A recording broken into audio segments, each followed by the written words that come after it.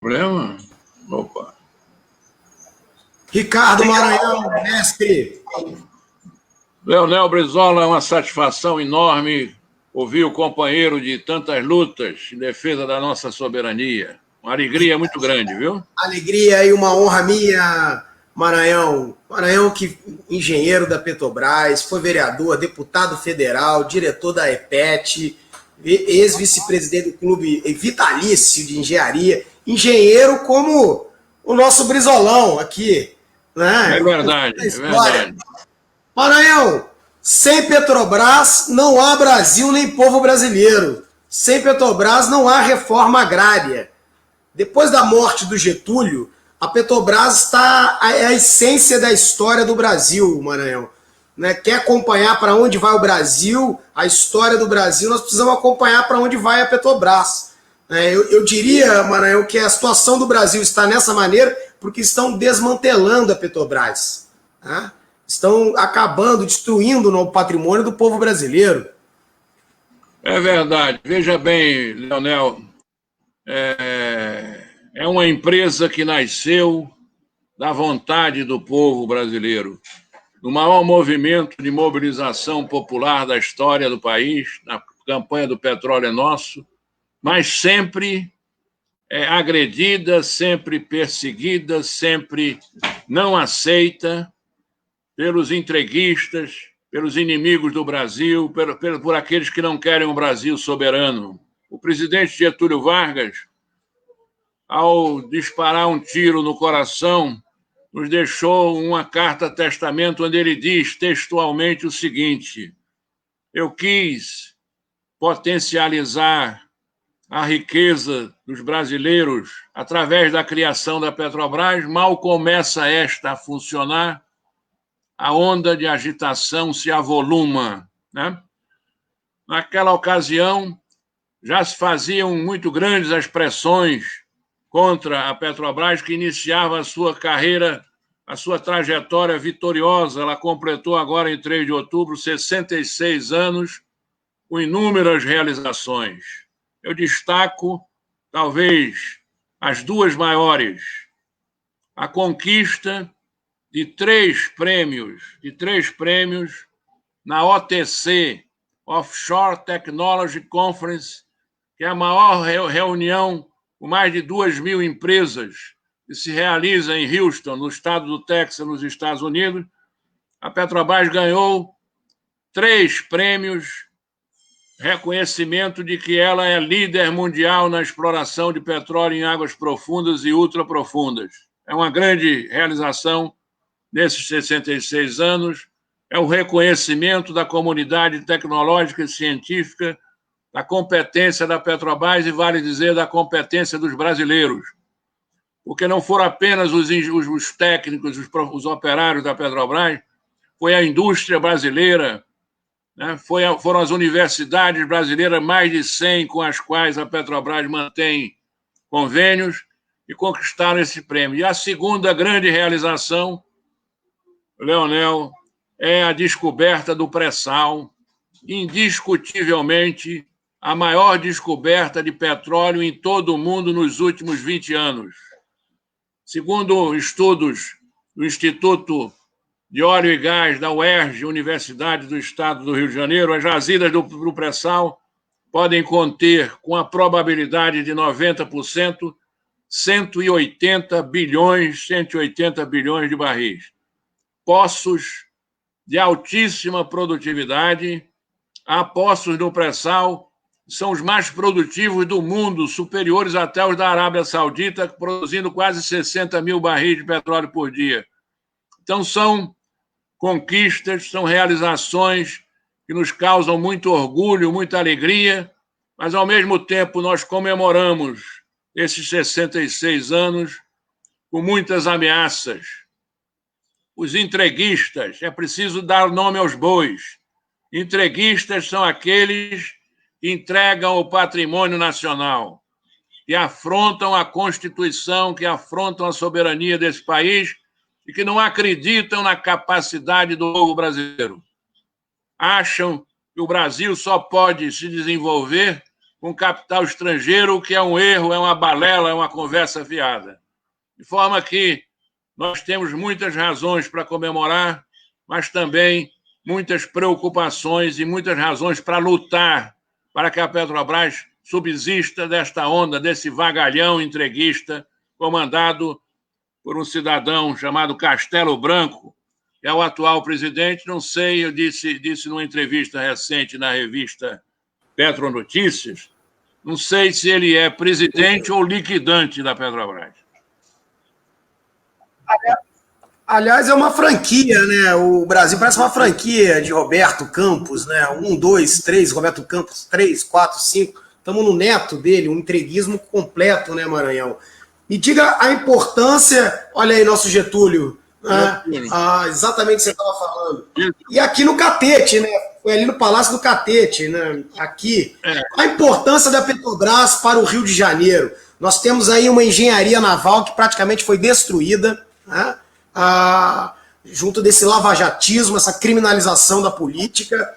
E o Rio de Janeiro, eu diria que, inclusive, esse processo de mortes por Covid foi justamente esse desmonte da Petrobras. Se tivesse a valorização, o fortalecimento da Petrobras, nós não teríamos essa tragédia da pandemia do coronavírus, porque uma pandemia, além de um fenômeno biológico, ela é um fenômeno também sociopolítico, né? Ou seja, essa venda, esse entreguismo da Petrobras, esse sucateamento que estão ocorrendo na Petrobras e a falta de esclarecimento para a população da importância desta empresa, né, Maranhão? Queria que você relatasse, você que é um craque, que compreende, entende a importância da Petrobras para o Rio de Janeiro. Voltando um pouquinho na fotografia que foi exibida, é uma fotografia do presidente Getúlio com a mão suja de óleo. Provavelmente não é no Rio, provavelmente na Bahia. Esse cidadão que está do lado direito de Getúlio, para quem olha a fotografia, é um geólogo brasileiro chamado Pedro de Moura. Pedro de Moura foi o geólogo que nacionalizou as equipes da Petrobras, porque no início, Leonel, nós contávamos os geólogos brasileiros com os dedos da mão, como dizia Barbosa Lima Sobrinho. A Petrobras, na ocasião, em 1953, as universidades brasileiras somente formavam engenheiros civis. E ela teve que criar um centro de pesquisa e aperfeiçoamento para dar aulas e formar engenheiros de tubulação, de oleodutos, de gasodutos, de refino, engenheiros químicos, isso tudo, né? As aulas eram dadas em inglês por professores estrangeiros. E ela contratou um geólogo famoso, o seu Mr. Link, né? E Pedro de Moura foi o homem que mandou o Mr. Link embora e nacionalizou as equipes de técnicos. E hoje a Petrobras, na sua história, deve ter formado para lá de 10 mil engenheiros, geólogos, geofísicos e também profissionais de nível universitário em outras áreas. Pelas características da Petrobras, 85%, 90% são engenheiros, geólogos e geofísicos, mas também formou advogados, economistas e administradores. E hoje nós assistimos a um processo de desmantelamento, de fatiamento, de destruição, de desmonte da Petrobras, através da venda de unidades industriais, venda de só na área de gasodutos, né?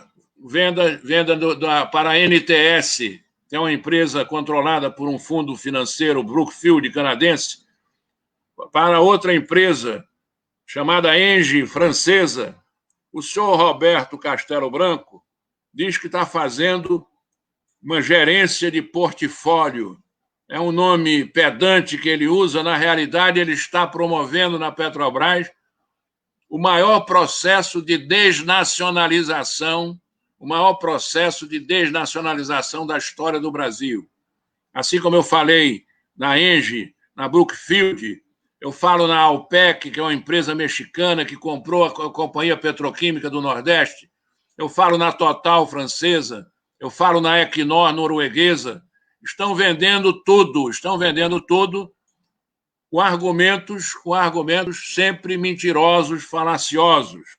Primeiro, de que a Petrobras estava quebrada, que a Petrobras tem uma dívida enorme, que a Petrobras precisava vender ativos para pagar a dívida. É uma mentira. A Petrobras tem uma dívida grande porque os números da Petrobras são todos grandes. A Petrobras fatura 300 bilhões de reais, 100 bilhões de dólares por ano. Os números são grandes e ela tem uma dívida de capital de terceiros porque precisou desenvolver o pré-sal. Ela investiu em 4 anos 240 bilhões de dólares. E essa dívida é absolutamente administrável. Ela custa 5%, 6% ao ano e o dinheiro que ela tomou emprestado, ela aplica em projetos que dão 20%, 25%, 30% de rendimento. É uma dívida para ser paga em 9 anos e ela paga essa dívida passeando. Ela vai ao mercado internacional, Leonel, lançar títulos. Ela lança títulos no montante de 10 e aparecem compradores no montante de 100. Tem gente querendo comprar títulos da Petrobras, ela faz uma oferta pequena e a demanda é 10 vezes maior, o que demonstra de forma absolutamente tranquila a confiança do mercado internacional e do mercado financeiro nacional na solidez, na robustez financeira da Petrobras. A Petrobras, há 2 anos atrás, adiantou pagamentos ao BNDES de 30 bilhões, então é uma conversa fiada, ela tem uma fortíssima capacidade de gerar caixa e a amortização da dívida é feita 1/4, menos de 1/4 com a venda de ativos e 3/4 ou mais de 3/4 com a geração de caixa da própria Petrobras. E você aponta uma coisa muito importante, Ricardo Maranhão, porque eu me lembro aqui do crime da Chevron no Campo de Frade, ou seja, uma empresa multinacional que veio ali explorar, fez uma tragédia, ou seja, nem aportar no Brasil ela ia aportar, ela ia sugar o petróleo cru, levar para fora, naquilo que o Brizola chama muito bem de perdas internacionais da nossa economia, e fez um crime, um vazamento, não tinha cuidado algum, e diante de um crime ninguém foi punido também, e houve um vazamento enorme de petróleo em alto mar nessa bacia. Ou seja, aquilo que o Godinho da Fonseca falava muito bem, o petróleo, quando explorado por uma empresa multinacional estrangeira, ele gera miséria e violência. E quando o petróleo é explorado por uma empresa nacional, ele gera riqueza, distribuição de renda e prosperidade para o país. É exatamente o inverso aqui, o que você sabe sobre o petróleo, um livro magnífico do grande Godinho da Fonseca, que também dizia que sem Petrobras não há como fazer reforma agrária. Né? A importância de pelo menos, há um detalhe, Maranhão, que nós perdemos, que foi aquilo que o Brizola genialmente sempre conseguiu, né? Foi ganhar a batalha das comunicações. Nós perdemos isso. A Rejane, grande Rejane, eles inventam isso para privatizar a Petrobras e depois ela dá lucro, como fizeram com a Vale do Rio Doce. Diziam que dava prejuízo e depois vendia de um lucro extraordinário. Não, exatamente. De tudo que foi privatizado no governo Fernando Henrique, né, o Brasil investe 83 bilhões, privatiza por 86, só tem 3 bilhões, que era o que pagava da dívida por mês, ou seja, um verdadeiro crime de lesa pátria, né? Então, Maranhão, como é que nós ganhamos essa batalha? A Vale dá lucro e dá também Mariana e Brumadinho, né?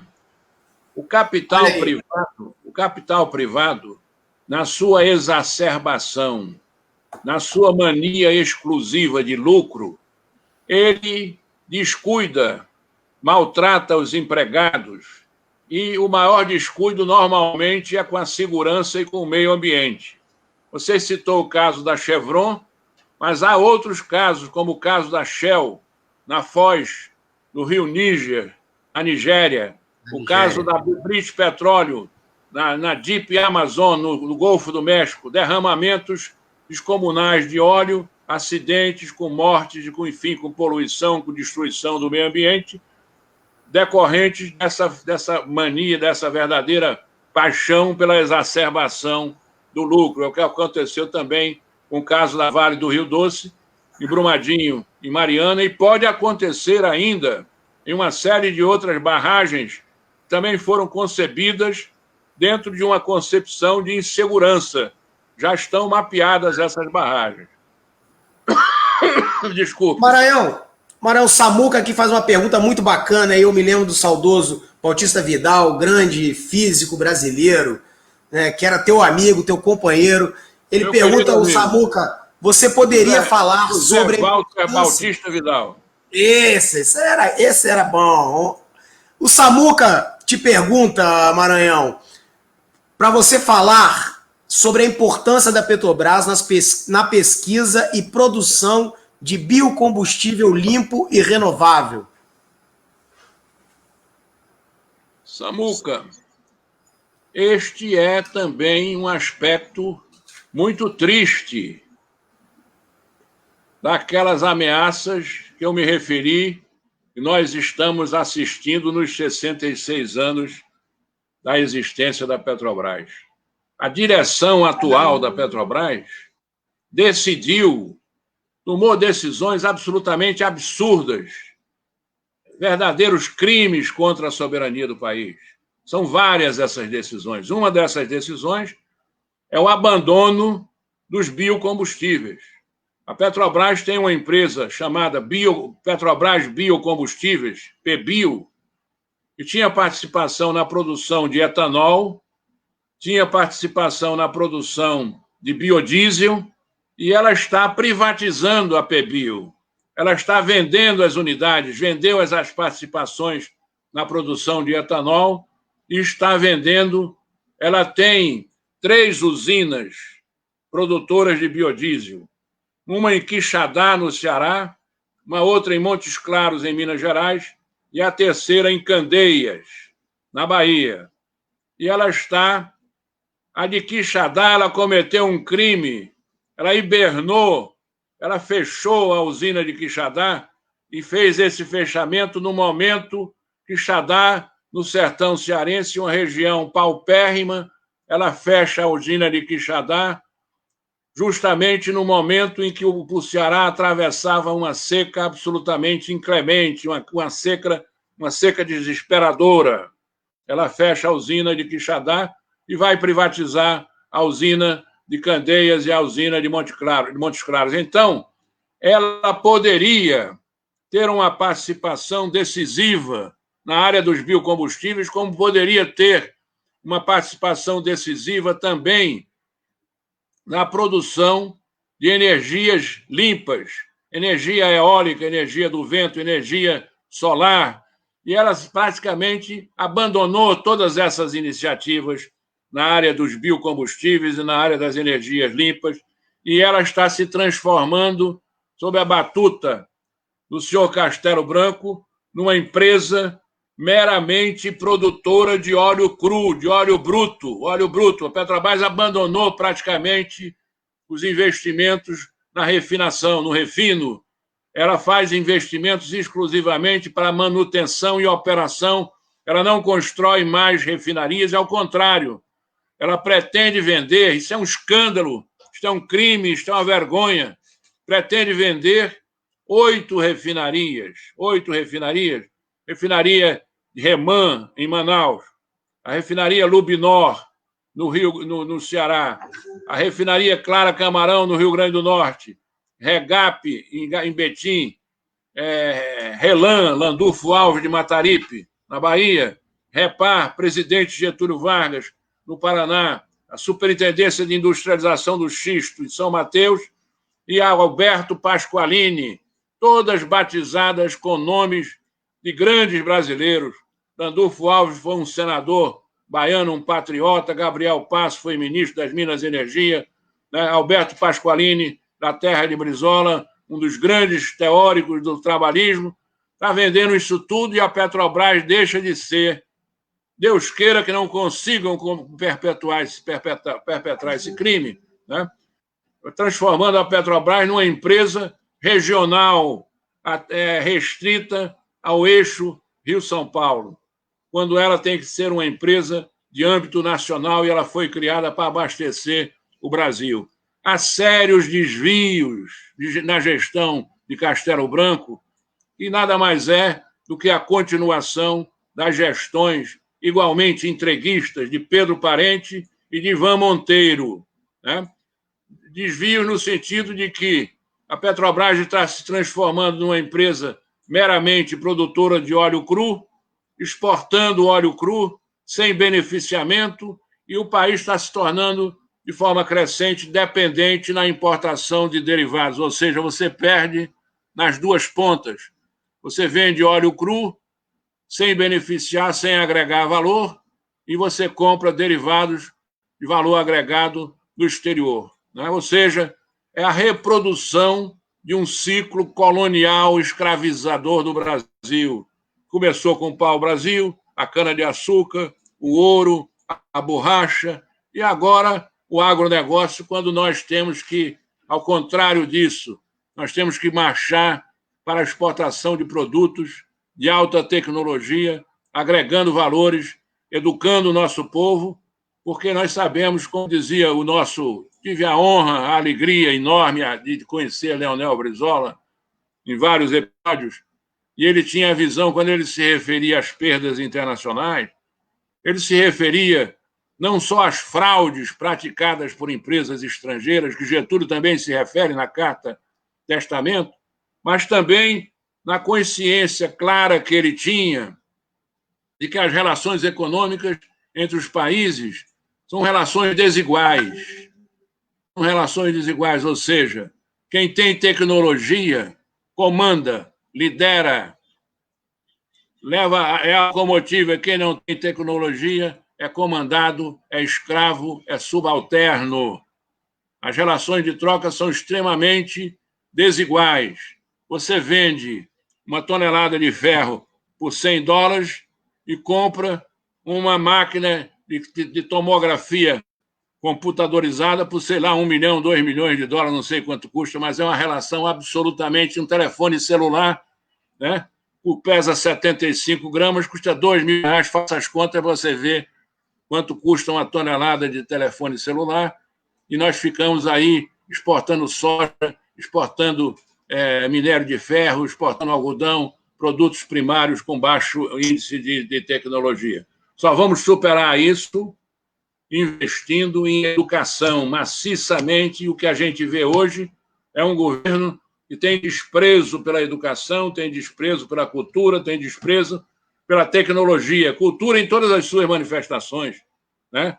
Tem desprezo pelo cinema, tem desprezo pelo teatro, enfim, é um quadro muito triste, mas eu tenho convicção de que desgraça não dura muito tempo, nós vamos superar isso. É verdade, Maranhão. Aliás, é um ataque tudo aquilo que esclarece a população, né? Ou seja, a parte mais esclarecida da sociedade é onde eles atacam, porque não votam nem nunca vão votar.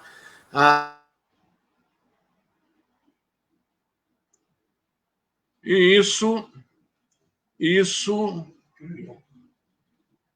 parece que caiu, né, Leonel? Eu não estou lhe ouvindo. Opa. Estabilizei.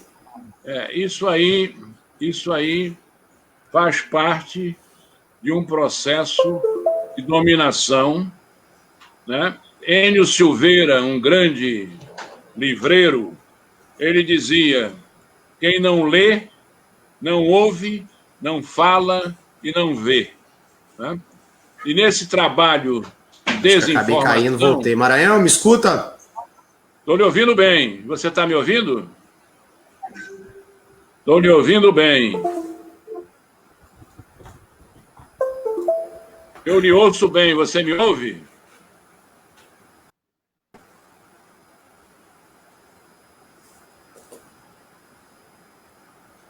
Eu lhe ouço bem. Você me ouve, Leonel?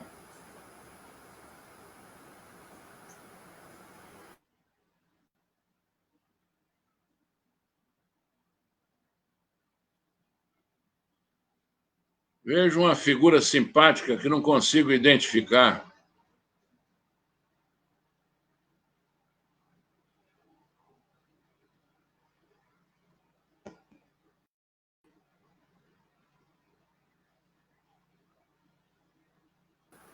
Ah, Maranhão, agora sim, deu uma travada na minha internet aqui, na imagem, eu não estava te vendo. Olha, uma coisa que você estava falando que é Você está muito. me ouvindo agora?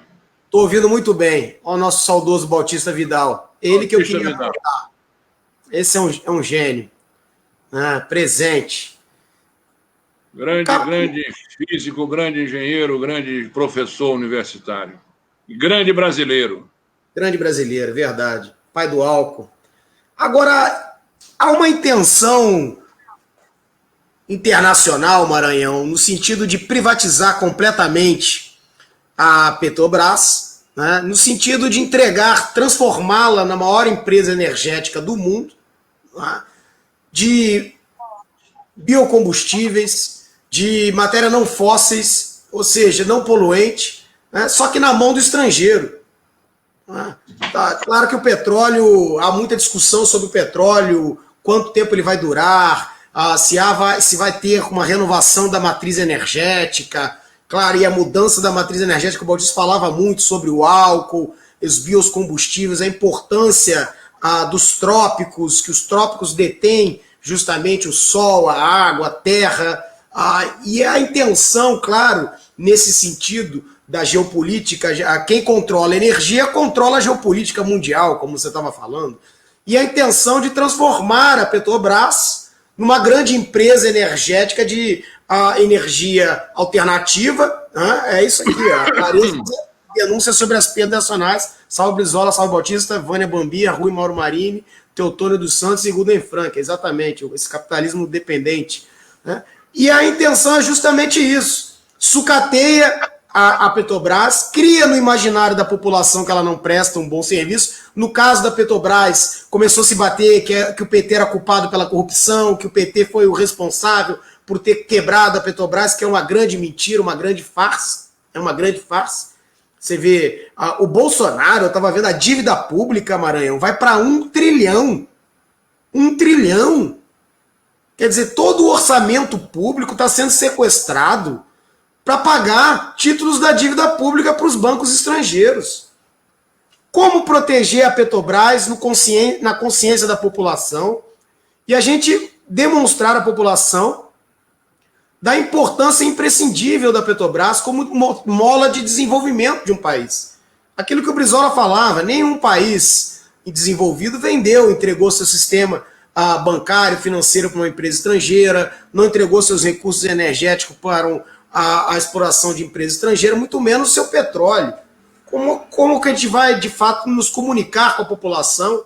Porque toda a propaganda é essa, que nem fazem com a SEDAI aqui. Sucateiam, começam a desmontar, um serviço precário, cria no imaginário da população que ela não presta. Eu me lembro na privatização da Vale do Rio Doce, eles contrataram até aquele artista, Raul Cortez. Ele vinha todo de branco, como parecia um enviado de Deus, né? Dizendo, olha, parecia um enviado de Deus, Maranhão. Vinha de branco, com a bengalinha, com a barbinha. Eu falei, pô, você é um enviado de Deus, é um Messias ali. Precisamos privatizar a Petrobras, porque ela não dá lucro, ela tá dando prejuízo. Você vê, toda uma questão orquestrada para criar no imaginário da população que ela não prestava um serviço, a mesma coisa que fizeram com a Vale do Rio Doce. A mesma questão. Veja bem o seguinte, eu não tenho a menor dúvida de que é uma luta muito difícil. Né? Por que é uma luta muito difícil? Porque a mídia brasileira, sejam as rádios, os jornais, as televisões, ela é violentamente oligopolizada. Né? A Rede Globo é formada por nada menos de 220 estações de televisão, entre repetidoras e geradoras. E a família Marinho e o velho Roberto Marinho, né, teve a habilidade diabólica de costurar alianças políticas nos principais estados da federação. Ele é sócio de Fernando Collor na TV Gazeta de Alagoas. Ele é sócio de Antônio Carlos Magalhães na Bahia. ele é sócio de Gereissati, no Ceará, ele é sócio de Caldeirado, no Amazonas, ele é sócio de Jader Barbalho. Então, é um instrumento poderosíssimo, eu digo que é uma ameaça à democracia. Não existe nenhum país do mundo, e não é apenas a rede de televisão. Ele tem jornais, ele tem o Globo, ele tem o Extra, ele tem o Valor Econômico, ele tem a CBN, ele tem rádios, ele tem um verdadeiro império, né? Ele sucede Assis Chateaubriandos associados. Então, isso é uma questão tremendamente... É uma questão que tem que ser discutida e debatida, e na medida em que a economia brasileira se desnacionaliza de forma avassaladora, tudo é estrangeiro, a indústria automobilística é estrangeira, a indústria do papel é estrangeira, a energia elétrica volta, nós voltamos aos tempos de Light and Power, de Pernambuco Trame, de Société Anonyme de Gás, né? A SEG é estrangeira.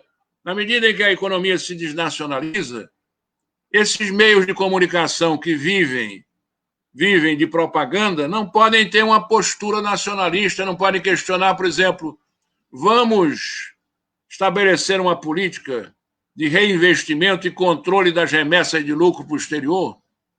Se um jornal e uma televisão hoje partir para uma linha dessa, ele perde publicidade. Então, é todo um sistema de controle da informação, uma coisa absolutamente antidemocrática, uma ameaça à democracia.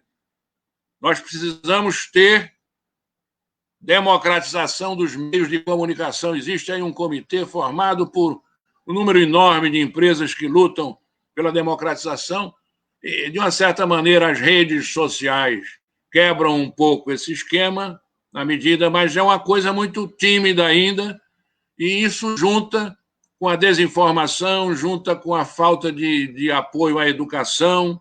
A educação liberta os homens e as nações, né? E na medida em que você dá pouca prioridade para a educação e massifica a informação deturpada, você vai construindo uma opinião pública desinformada, e não há democracia verdadeira, sem opinião pública organizada, sem opinião pública consciente. Você vê a discussão da reforma tributária.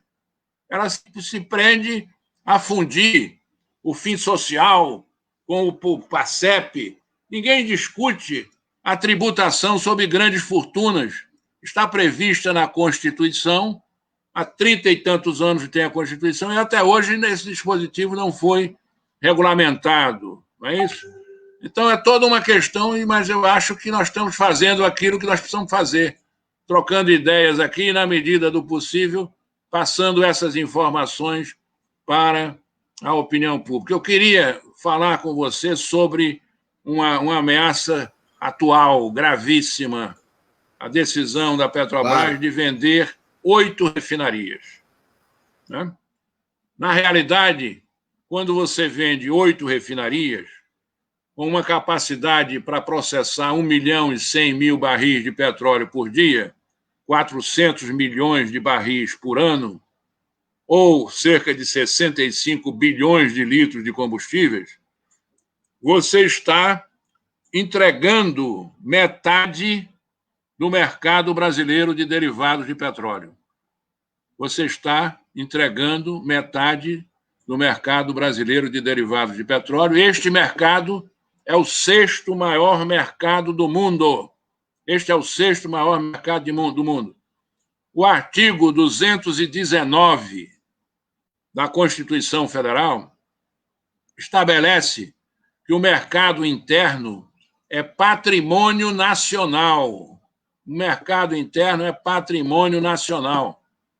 O mercado interno é fundamental para qualquer país que queira se desenvolver. Se ele não puder exportar, ele tem que ter um mercado. O Brasil pode se desenvolver à custa do mercado interno. No dia em que você fizer a redistribuição de renda, no dia em que você tirar os milhões de brasileiros que hoje nada consomem, estão na linha de miséria, passarem a ser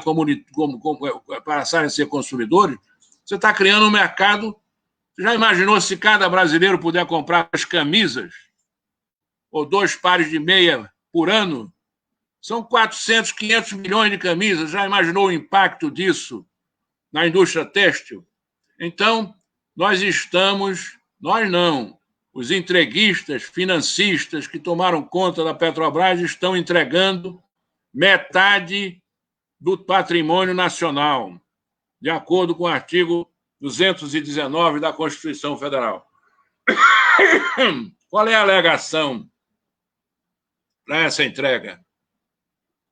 Que os preços dos derivados de petróleo, da gasolina, do diesel, do querosene de jato, do gás liquefeito de petróleo, os preços vão baixar. Isso é uma mentira deslavada. Hoje, mais um erro gravíssimo, criminoso da gestão atual da Petrobras. A Petrobras pratica para os derivados de petróleo o chamado preço de paridade de importação. O que significa preço de paridade de importação? Significa que a Petrobras vai ao Golfo do México, nos Estados Unidos, quanto custa um galão, um litro, um barril de diesel, de gasolina, seja lá o que for.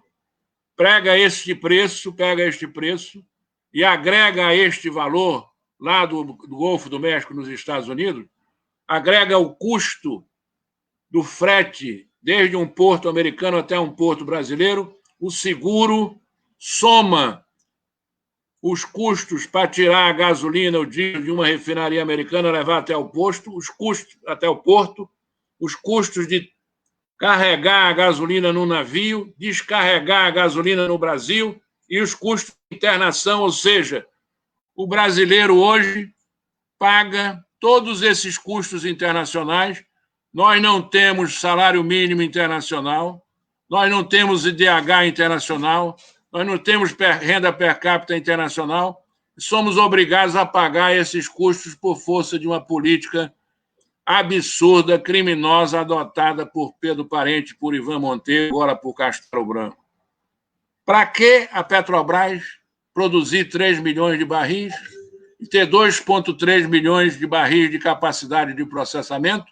Fecha a Petrobras e importa isso a preços absurdos para sacrificar o consumidor brasileiro. Lembrando a você que esta energia que se torna mais cara devido aos preços internacionais diminui a competitividade da economia brasileira, como você disse no início.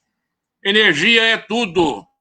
O mestre Lavoisier já dizia: sem energia nós não fazemos absolutamente nada. Sem energia nós não estaríamos nesse debate, o ar-condicionado aqui do meu escritório não estaria ligado, nem a luz. Até quando nós dormimos, o nosso organismo precisa de energia para funcionar. Então, nós temos hoje energia derivada de petróleo caros por força dessa política criminosa adotada por sucessivas gestões da Petrobras, desde o golpe que derrubou a presidente Dilma Rousseff.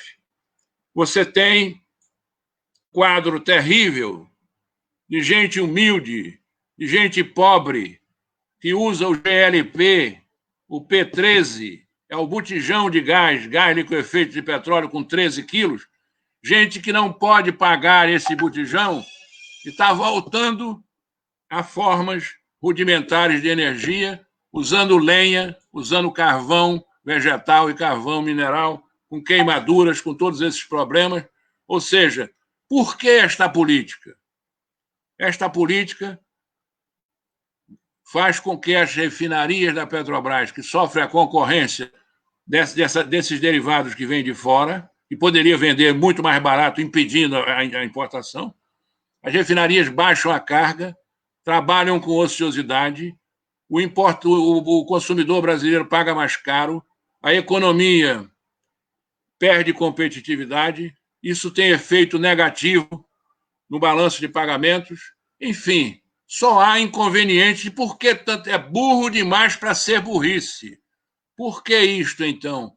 Porque eles querem privatizar as refinarias e a exigência de preços internacionais é uma exigência das multinacionais. Ou seja, eles dizem abertamente que se as refinarias forem privatizadas, o governo não pode controlar o preço dos derivados de petróleo. Ou seja, Eles não querem correr o risco de um controle por parte do governo, ou seja, eles querem um capitalismo sem risco.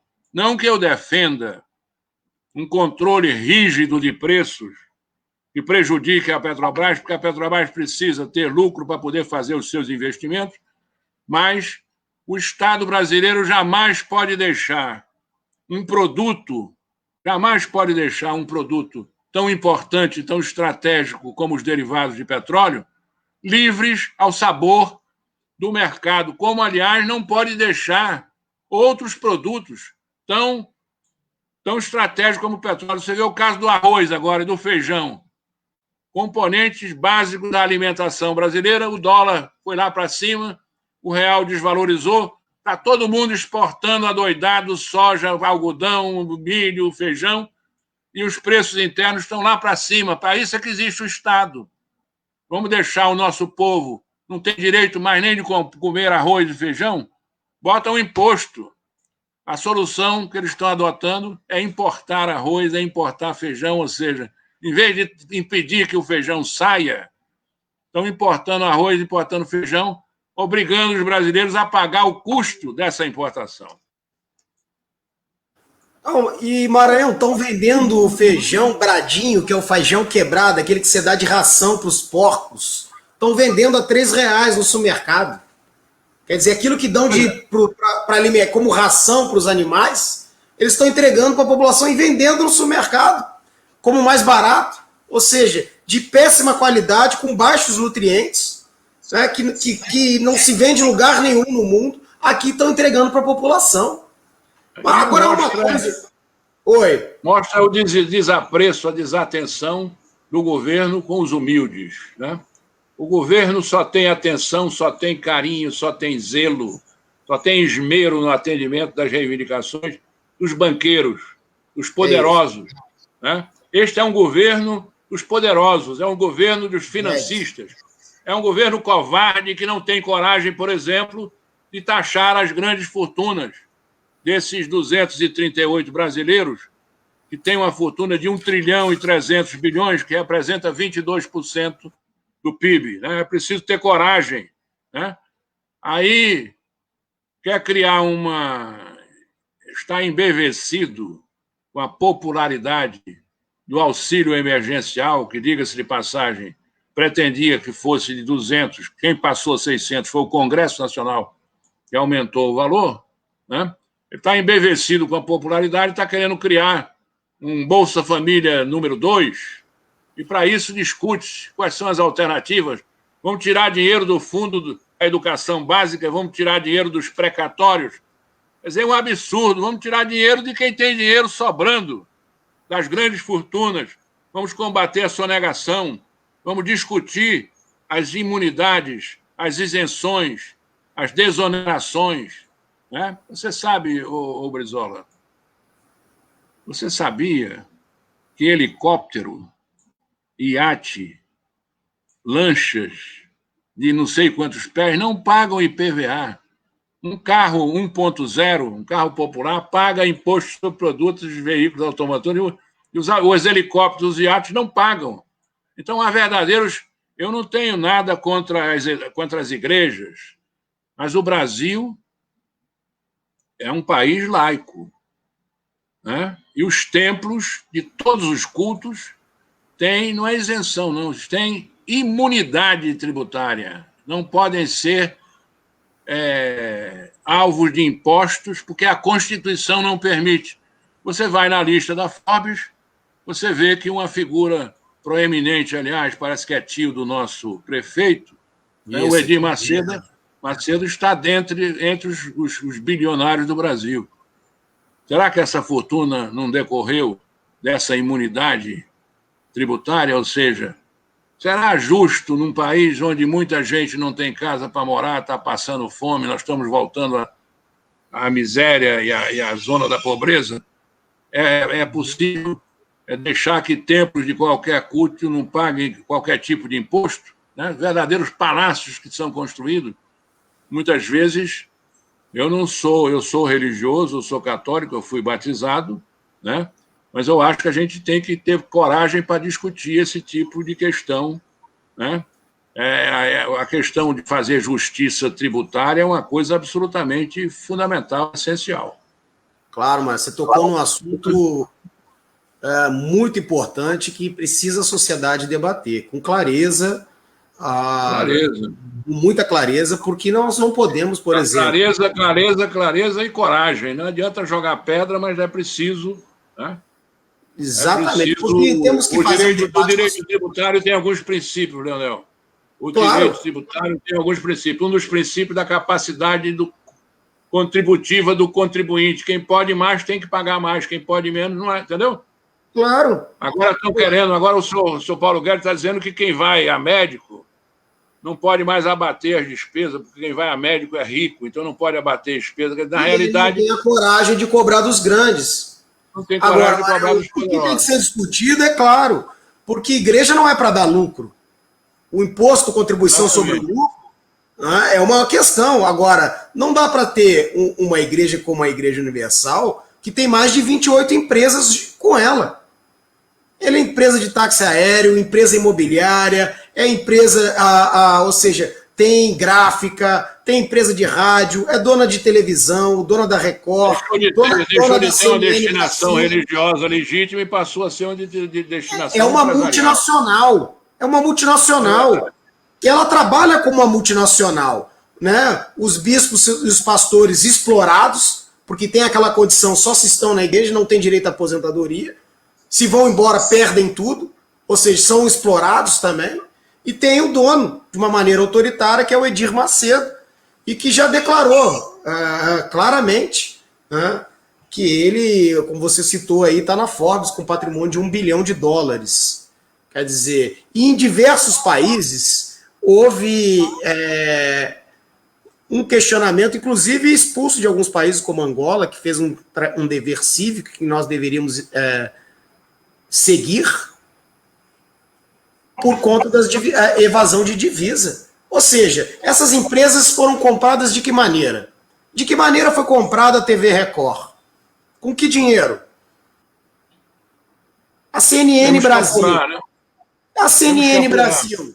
A CNN Brasil, que é um testa de ferro da CNN americana, mas aqui tem um papel reacionário pró-Trump. Nos Estados Unidos ela é contra o Trump e tem um papel mais progressista.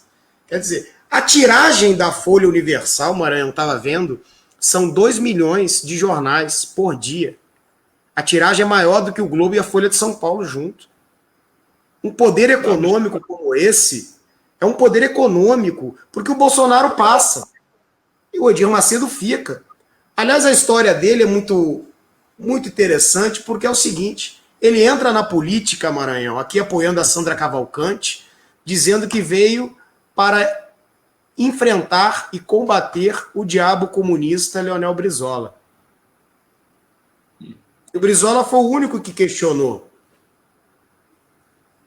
Porque na política, o que eles fazem no executivo? Eles deixam os pobres mais pobres. Retiram direitos, acabam com a aposentadoria, promovem a privatização das empresas estatais. Ou seja, deixam o pobre mais pobre e ali, com a pobreza, eles fazem a caridade para arrecadar o seu dízimo. Quer dizer, há que se questionar este método. É uma exploração do sentimento religioso do povo brasileiro. E uma deturpação da religião. E não é uma boa, na minha opinião, misturar política com religião. São coisas distintas. São coisas distintas. O Estado é laico. Respeitar a religião de todos e apreciar também as ideias de todos. Né? Claro, agora você não pode inverter a verdade como é feita. Agora, Maranhão, voltando só uma questão justamente dessa comunicação que colocam na população, de achar que o privado é que presta um serviço decente, eu queria chamar a atenção na questão da saúde do Rio de Janeiro. A questão da saúde do Rio de Janeiro diante dessa pandemia, que é um sistema híbrido, sai do público para o privado, mas não vai do privado para o público. Há uma questão grave aí, inclusive fizemos uma discussão na Câmara de Vereadores, um debate com o setor privado, porque a bancada do PSOL apontou um projeto para ter uma fila única para tratar da pandemia. Uma fila única. Abre a vaga onde tiver vaga. Porque tinha UTI, tinha respirador, tinha todo o equipamento na rede privada. A rede privada não quis ceder para o público, porque ela cobra numa UTI mais de 10 mil reais. E você paga o valor justo pelo SUS, 3,5, 4, 5 mil reais no máximo. E ela não aceitou. E ela obrigou aos prefeitos, né, aos governadores, a que colocasse hospitais de campanha. Para quê? Para empresas privadas administrarem, que é o que deu na corrupção do Witzel. Aliás, o Witzel, na verdade, quer dizer, é o produto da corrupção. É o criador e a criatura. A corrupção criou o Witzel. O estado do Rio de Janeiro está completamente comido pela incúria da saúde. E é uma questão, como é que é? A morte pública e a morte privada. Quer dizer que chega no céu e o Deus pergunta, oh, você morreu do público ou do privado? Ou seja, há uma questão que tem que se questionar, porque todo o serviço de saúde pública, aliás, no Getúlio Vargas tinha mais leito em 42 do que nós temos leito agora. O sistema privado não quis abrir suas UTIs para tratar o carioca ou o povo brasileiro. Há uma questão grave que tem que ser denunciada. E o Crivella aqui também embarcou nessa mesma história. Só não foi investigado. Construiu um hospital de campanha caríssimo, pagou mais de 120 milhões, ou seja, tinha 500 leitos, só atendeu 120. Por muito menos, por 20 milhões, ele tratava todo o carioca que foi tratado no sistema público, ele tratava esse excedente que o hospital público não pôde abraçar, ele poderia ter tratado no privado. Um custo altíssimo e não eficiente. Nós não teríamos esse número de mortes na cidade do Rio de Janeiro. Outra questão que é clara, que é a Light no Rio de Janeiro. Você vai aí nessas favelas, vai nos bairros mais longínquos, a Light não presta mais o serviço. O poste chega a estar caindo na casa das pessoas e a Light não vai trocar. Você não consegue ter acesso à Light porque é privada. Você não tem como questionar, você vai na justiça, eles contratam escritórios e escritórios de advocacia para combater, preferem inclusive ganhar multa, e você não tem um atendimento de energia, ou seja, sequer trocam os postes que são antigos e estão corroídos e caindo. Isso se reproduz no sistema de transporte, que é uma verdadeira máfia, né? Também. Os ônibus, as empresas de ônibus, né? Quando eu era vereador, nós procuramos enfrentar isso aí, mas era uma coisa absolutamente... Você conhece bem essa história, eu não gostaria nem de detalhe que envergonha aos homens públicos de bem como eu e como você, né? Então, a questão da saúde e a questão também dos transportes são questões de coragem para enfrentar, né? Os bancos, os planos de saúde, você chega na Câmara dos Deputados, quando eu passei momentaneamente, eu era suplente, fiquei só um ano lá, tem uma bancada da educação, tem uma bancada da saúde, você fica todo animado, uma bancada da educação, você vai ver, só tem deputado e senador defendendo o interesse de escolas privadas, de hospitais privados, os planos de saúde, são bilhões, dezenas de bilhões de contribuições. O pai, o velho senador Jabra Maranhão, com 90 e tantos anos, pagava quase 5 mil reais por ele e por minha mãe, no plano de saúde, quando num país em que a Constituição diz que saúde é um direito do cidadão e do Estado, né? Então, é uma outra questão. Se quiser pagar para fazer o tratamento na Suíça, que tem muito dinheiro e vai lá o senhor Matar, né? ou o senhor Macedo vai lá se tratar na Suíça, mas é preciso que haja saúde de boa qualidade no Brasil para quem não pode pagar, pô, né? Isso aí é uma outra questão. E essa polêmica, Leonel, de privatização versus estatização. Né? Também há uma falta total de informações nessa questão. Existe uma entidade chamada TNI, Transnational Institute. Isso é uma entidade, como o nome está dizendo, que reúne várias outras entidades em países diferentes. Noruega, Áustria, Canadá, Argentina, Estados Unidos. Essa TNI elaborou um estudo alentado, né? Um estudo grande, examinando privatizações realizadas nesses países. E o que se constatou? Se constatou que nos últimos 10 anos, nada menos de 880 projetos de privatização foram revertidos, ou seja, iniciativas privatizantes foram revertidas no sentido da população exigir a volta do poder público. E qual a explicação para isso? Tarifas estratosféricas, né? Lá em cima, qualidade dos serviços lá embaixo, falta de investimentos, precariedade do trabalho, estímulo de cooperativas, supressão de direitos trabalhistas. Então, isso resultou numa onda de reestatização. Eu escrevi um artigo recentemente, com o título de Proposta Demodê, dizendo que o senhor Paulo Guedes está fazendo uma proposta demodê. Ele sabe que a proposta dele é demodê, mas ele é falacioso, ele é embusteiro, enganador, né? Ele diz que tem que privatizar tudo, quando, na realidade, o que está ocorrendo no mundo é justamente o contrário. O caso da Argentina, por exemplo. A Argentina privatizou os Correios. Quem comprou os Correios da Argentina, quem fez a privatização, foi o Menem. E quem comprou foi um velho de sobrenome Macri, que é o pai do ex-presidente recente, Marcelo Macri, comprou. Foi reestatizado por quê? O governo deu dinheiro para subsidiar a entrega de correspondência em locais ermos, em locais de baixa densidade. Você tem que levar a carta lá, porque carta é cidadania, comunicação é cidadania. Eu vou subsidiar, vou lhe dar dinheiro, sumiram com o dinheiro e não entregaram as correspondências os Correios foram reestatizados. Houve manifestações violentas em Córdoba, na Argentina, né? Na Bolívia, o povo foi às ruas, incendiaram veículos. Por quê? Porque a água estava pela hora da morte, a tarifa, o serviço era péssimo, e aqui eles querem, né, impor esse discurso de que tudo que é privado é bom e tudo que é público é deficiente.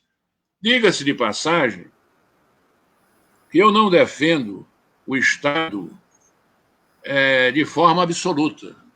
O Estado brasileiro é um Estado corrupto, é um Estado burocrático, é um Estado cruel com os pobres, pressuroso com os ricos, né? O sujeito, para pegar uma aposentadoria, você veja agora o problema da perícia. Tem gente que vai esperar 7, 8 meses para fazer uma perícia para ter um benefício. Então, esse Estado burocrático, corrupto, pressuroso com os poderosos, cruel com os humildes, ele tem que ser descorrompido, ele tem que ser democratizado, ele tem que ser humanizado, ele tem que ser, enfim, ele tem que se transformar num Estado público, num Estado que visa o bem-estar dos mais fracos, dos mais humildes, sobretudo num país com as desigualdades que nós temos aqui. Mas que, apesar disso tudo, há circunstâncias extraordinárias no Estado. Por exemplo, todo mundo joga pedra no INSS. O INSS ele paga 28, 29, 30 milhões de benefícios por ano. Isso é 10 vezes a população do Uruguai. Né? É verdade. Você recebe, no início do ano, você recebe um cronograma, a sua aposentadoria você vai receber no dia tal, no mês de janeiro, no dia tal, no mês de fevereiro. É um trabalho extraordinário do INSS, mas ela é a genia, todo mundo jogando pedra no INSS. Então, o Estado brasileiro tem aspectos absolutamente gloriosos e que devem ser preservados. A educação pública, né? Um discurso que hoje eu vejo cozinheiras colocando seus filhos em escola privada porque dizem que a escola pública é uma porcaria. O Colégio Pedro II, né? Nós temos aí um representante da casa, o professor, né, do Pedro II, do seu colega, como é o nome dele? É o Tarcísio? Tarcísio. O colégio onde meu filho estudou e meu neto está. Né? Aí, ó, Ricardo Maranhão. Tempo de educandário, né? As universidades brasileiras, se você pegar a lista do ranking que faz a Folha de São Paulo, das 10, 9 são públicas. Pô, né? Então, não é esse discurso de que tudo que é público é ruim, de que tudo que é Estado... Né? As companhias de telecomunicações, a Oi, a Vivo, enfim, Claro, são campeões de reclamações. Campeões de reclamações. E caríssimos. Vá no Procon, caríssimo, de péssima qualidade, vá no Procon e procure se informar. Né? Os bancos privados, filas intermináveis, enfim. Isso tudo tem que ser discutido com a sociedade agora. Como a gente viu, é a mídia oligopolizada, é o baixa instrução. Nós tentamos um quadro vergonhoso, ainda temos, não sei, 12 ou 13 milhões de analfabetos no Brasil. Você encontra analfabeto na rua 7 de Setembro, no centro do Rio de Janeiro. Uma vez eu estava fazendo campanha para vereador, eu estava distribuindo o meu santinho, e eu fiz uma mensagem para os garis, os lixeiros. E eu cheguei para um homem já de uma certa idade e disse: olha, ninguém se lembrou de você, mas eu me lembrei, eu trouxe essa mensagem aqui, você sabe ler? Aí ele balançou com a cabeça, dizendo que sabia. Eu pedi para ele ler, ele abaixou a cabeça: doutor, eu não sei ler.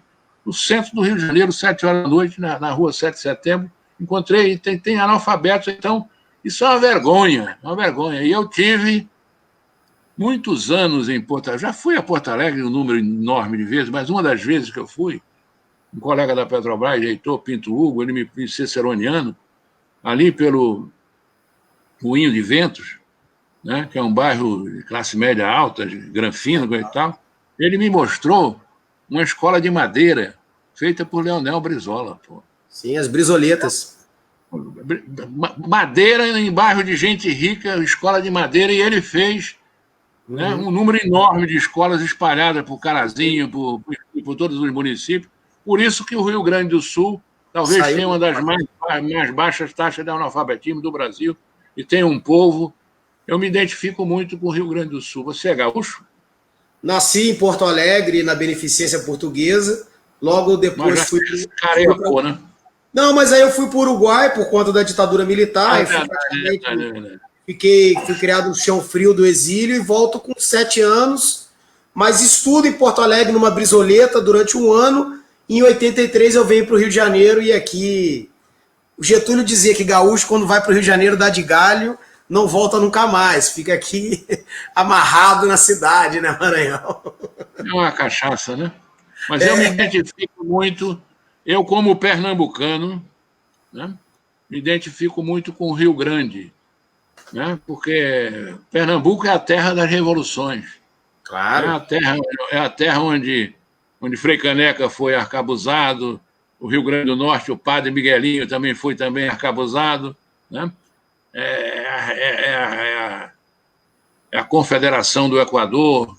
Eu recebi, alguns anos atrás, um título de cidadão macaense. Eu disse para os vereadores, agradecido e emocionado, eu venho de Pernambuco, onde amanheceu a nacionalidade, quando as 3 raças, o branco, o negro e o índio, se uniram para lutar contra o invasor holandês. Né? E no Rio Grande, a gente sente isso também, a brasilidade, o patriotismo, o amor pela terra. Você tem a Jangada do Sul, né? Essa Jangada do Sul, Getúlio, Jango e Brizola. É a Jangada do Sul, Getúlio, Jango e Brizola. 3 admiráveis brasileiros. As 3 traves atadas entre si, como diria Cascudo. Getúlio, Jango e Brizola, e de fato, né? Como diria? 3 traves atadas entre si. Cascudo, Câmara Cascudo. O Câmara Cascudo, que é o maior folclorista. Potiguar, ele, né? Potiguar. Luiz da Câmara Cascudo, maior folclorista brasileiro. É isso aí. É a 3 traves. E que, na verdade, a gente estava falando... O Rio Grande do Sul, o sistema elétrico era privado, a telefonia era privada, e atrasava o desenvolvimento do Rio Grande do Sul, e o Brizola, genialmente... A ITT, e a Bondenshare, que era uma subsidiária da General Electric. Das General Electric. O velho mandou ocupar o prédio, hasteou a bandeira brasileira, né? E disse, olha, mandei fazer uma auditoria, a indenização é R$1, coisa, tá? Um cruzeiro. Vocês já receberam pelo Civilis Viana. E a cadeia da legalidade é uma coisa absolutamente admirável, né?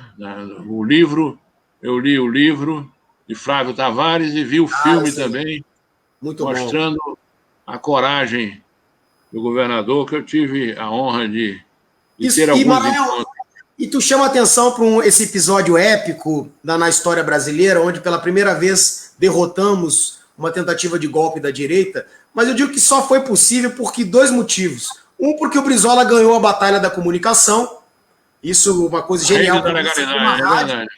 Começa com uma rádio, depois se multiplica pelo país inteiro essa transmissão. E depois porque o povo identificou na liderança do Brizola alguém com muita coragem para enfrentar. E o povo demonstrou que quando você tem uma liderança que está disposta a tudo para fazer a melhoria do povo brasileiro, essa população vai até as suas últimas consequências. Então houve uma aliança lindíssima do povo, a liderança política e o exército. É verdade. Verdade. Por isso foi vitorioso. Que precisa voltar, o exército brasileiro que precisa voltar aos seus momentos gloriosos. Né? Mas tá difícil com esse entreguista aí, com esse entreguista Mourão, General Oleno, saudosismo do Silvio Frota, entreguistas, ainda tem grandes patriotas. Eu espero ainda, no caso da Petrobras, tenham mandado correspondência de esclarecimento, né? O general Lessa é um patriota, foi comandante do Leste, comandante da Amazônia, presidente do Clube Militar, né? O Clube Militar teve um papel, Brizola, fundamental na criação da Petrobras. Se você for almoçar lá, eles têm um restaurante no 3º andar, não sei se já esteve lá. Muito bonito. Você vai ver que tem 2 placas lá, na entrada do restaurante do Clube Militar, tem 2 placas. Uma diz mais ou menos o seguinte: ao ensejo dos 38 anos da Petrobras, a homenagem dos seus trabalhadores ao espírito patriótico das Forças Armadas de contribuição decisiva para a criação da Petrobras e a instalação do monopólio estatal do petróleo. Fui eu que redigi isso aí. Né? A Petrobras nasceu de 2 conferências do Marechal Horta Barbosa, mostrando a importância estratégica, a importância econômica, social, tecnológica e a importância militar do petróleo. Sem gasolina, sem diesel, sem energia, não se faz guerra. Né? E é preciso que despertar esse sentimento, essa vocação nacionalista e também democrática. Aonde estão esses militares legalistas, Maranhão? Porque depois de 64, parece que utilizaram 64 para miliciar o exército, ou seja, tornar uma milícia, ou seja, pátria, né? Eu não perdi a esperança, não, viu? Vamos trabalhar a cabeça dessa turma aí, tá? Eles vão ver que a Petrobras é importante, estrategicamente, militarmente, né? Na realidade, eu acho que há um projeto de destruição do Brasil como país soberano. Isso não é uma coisa absolutamente ao acaso, isso é uma coisa planejada, muito meticulosamente planejada, o Leonel. Né? Quer dizer, destruir a Petrobras é a espinha dorsal do Brasil. Sem Petrobras não há Brasil. Não há Brasil, certo? Não há Brasil. O Brasil é absolutamente dependente, sem energia, exportando matéria-prima. A Petrobras tem o maior centro de pesquisa da América Latina, né? São 1.800 pessoas, talvez 800 de nível universitário, uma quantidade enorme de doutorados e mestrados. Né? Isso tudo está ameaçado por essas questões todas que nós estamos. Né? Eu acho que a Lava Jato, ninguém combate a necessidade absoluta de combater a corrupção, mas a Lava Jato foi uma encenação autoritária, mentirosa, falaciosa, né? E o passar do tempo está demonstrando isso, Claro. né? As A palestras do falcatrua do Lula, Moro, né? a falcatrua do Moro. justiça disse: "Ah, palestra de Lula não tem nada de ilegal nisso aí." Nada, O pelo Moro, contrário. né, foi um processo muito antes de combate à corrupção, foi um processo de destruição da engenharia brasileira. Pô. As grandes Exatamente. empresas de engenharia brasileira, a Queiroz Galvão, a Gutierrez, a Odebrecht, a Ecovix, todas elas, a maior parte está em recuperação judicial. Quer dizer, se havia corrupção, vamos prender os bandidos, se necessário for, vamos até desapropriar as empresas, as ações e entregar para os trabalhadores. Claro. Agora, foi uma encenação, né, para atingir a presidente Dilma, para atingir o presidente Lula, para impedir que ele fosse candidato, né, e uma destruição da engenharia brasileira, porque há interesses subjacentes por trás disso tudo. Olha o Rio de Janeiro aí. A Odebrecht está no aeroporto de Miami, a Odebrecht está fazendo não sei o quê em Caracas, na África, concorrendo com empresas alemãs, americanas, etc. Então, isso tudo tem que ser esclarecido para a opinião pública. Mas, lamentavelmente... E o Rio de Janeiro, Maranhão, foi extremamente afetado. A engenharia naval, todas as obras. Olha aí, o Rio de Janeiro é o único estado que não tem... É o maior estado com desempregados. Não consegue retomar o emprego de maneira alguma. Foi uma destruição para o Rio de Janeiro. É verdade.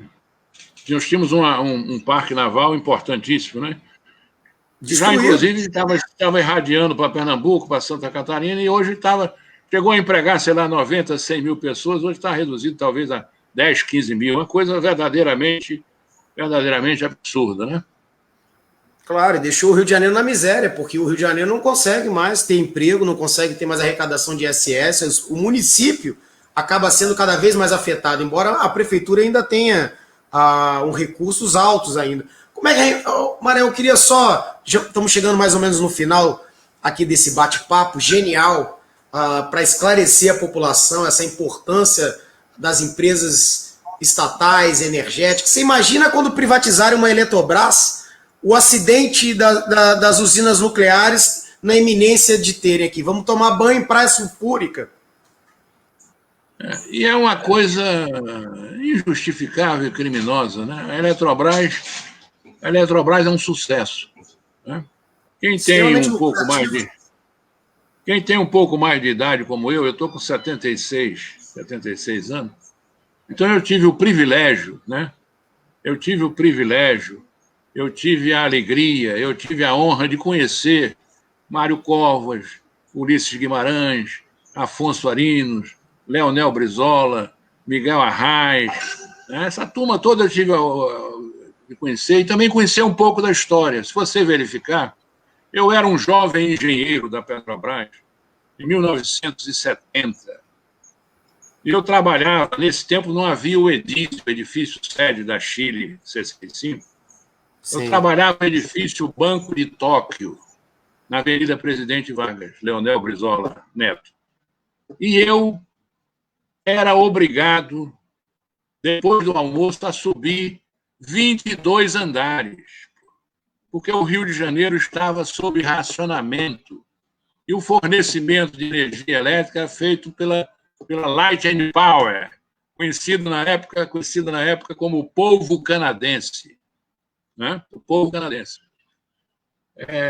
O desembargador Osni Duarte Pereira escreveu um livro fantástico com um pseudônimo sobre a história da privatização da Light. Um escândalo. O general Geisel era o presidente da República.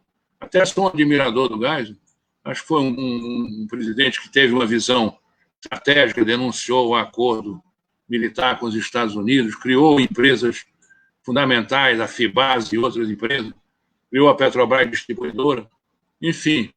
Mas o Rio de Janeiro estava sob racionamento e a concessionária era Light and Power, era o Povo Canadense, né?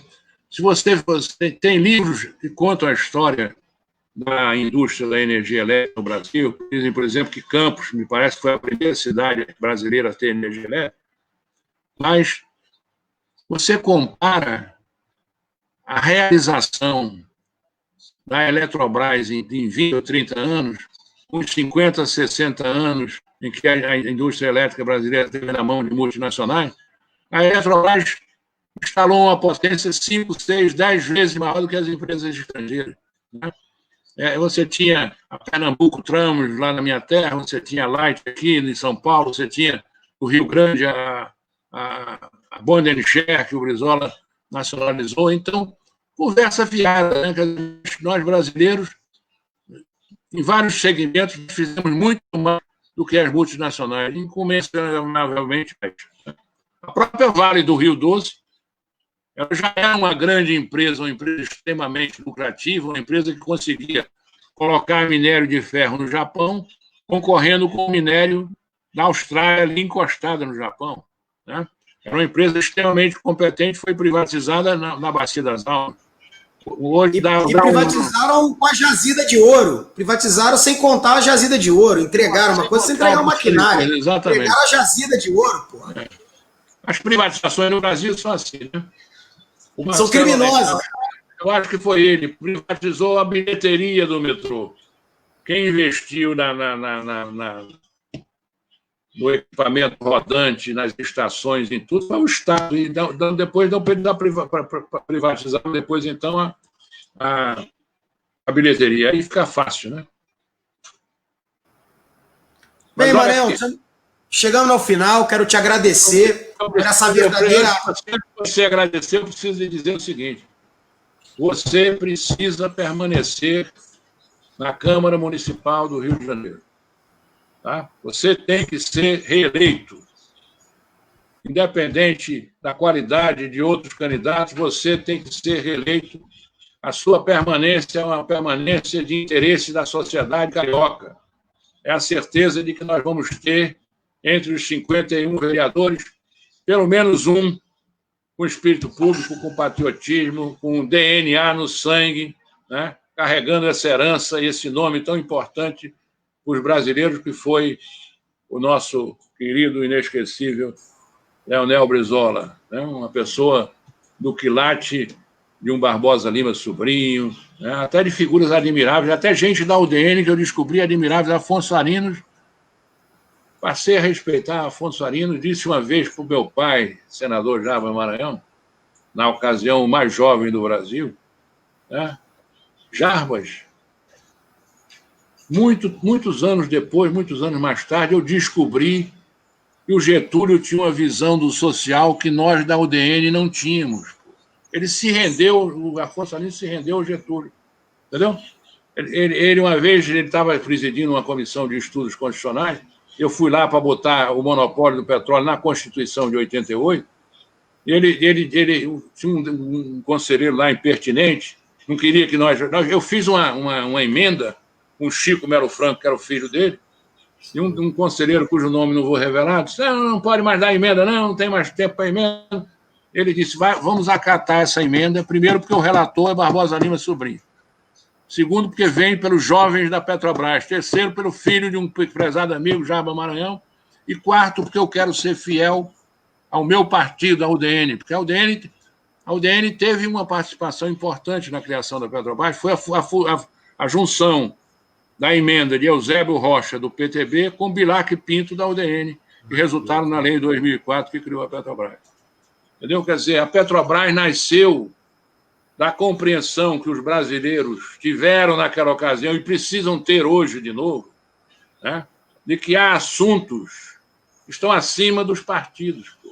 A soberania nacional, a democracia, o patriotismo, a defesa da nossa economia, a justiça social, isso está acima das questões partidárias. Lamentavelmente, às vezes a gente não consegue, Leonel, ver isso aí, né? A gente ouve falar nas esquerdas, eu nunca ouvi falar nas direitas. Você já ouviu falar nas direitas? A direita é um só, pô. Mas as esquerdas... São os ricos, os milionários, são aqueles que exploram os trabalhadores. E na hora do pega-para-capá, eles se unem para nos esmagar. E, lamentavelmente, as esquerdas, né?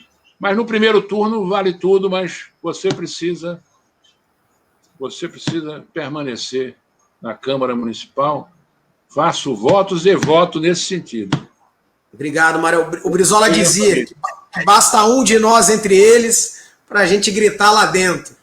E com o Brizola é com quem me identifico na vida, na história, na política. Antes de ser neto, sou brizolista. Acho que o Brizola é um grande intelectual, um historiador e um grande gestor do patrimônio público. Ou seja, eles falam, essa turma do Bolsonaro, só terminando, eles falam em patriotismo. Mas patriotismo. Estranho, né? Estranho, porque de patriotismo vem de patrimônio. Brasil, e eles estão vendendo patrimônio. Brasil assim não dá para entender. Brasil acima de tudo, quer dizer, lambendo a bota do Trump. Do imperialismo norte-americano. Eu quero terminar com a frase que eu li ontem, que achei fantástica, de Santo Agostinho. Né? É a esperança. Santo Agostinho dizia, viu, Eduardo, meu filho está apreciando isso tudo aqui. A verdadeira a esperança tem duas filhas lindas. A esperança tem duas filhas lindas. A primeira filha é a indignação em relação... Está me ouvindo, Brizola? Estou ouvindo, estou aqui na sala, estou escutando. A esperança tem duas filhas lindas. A primeira é a indignação com tudo isso que está aí. E a segunda é a coragem para mudar todo este quadro desolador. Maravilha. Maravilha. Maranhão, muito obrigado por essa aula do Estado Nacional, da construção das bases do país, da importância da Petrobras, de fortalecermos cada vez mais a Petrobras, de conscientizarmos a população que sem Petrobras não há Brasil, não há povo brasileiro, não há desenvolvimento. Maranhão, olha lá, só há duas opções nesta vida, Darcy Ribeiro, se resignar ou se indignar. E eu não vou me resignar nunca, Darcy Ribeiro. Essa é a nossa bússola. Verdade, é um craque. Essa é a nossa escola. Você virá almoçar aqui com Dona Rejane, brevemente aqui, para a gente dar uma circulada aqui na rua, quem sabe a gente arranja uns votinhos aqui com os porteiros, tá? Obrigado, Maranhão. Um grande abraço. Pela oportunidade, viu? Eu que agradeço para você e para a sua assessoria. Muito obrigado. Grande abraço. Saudações brizolistas.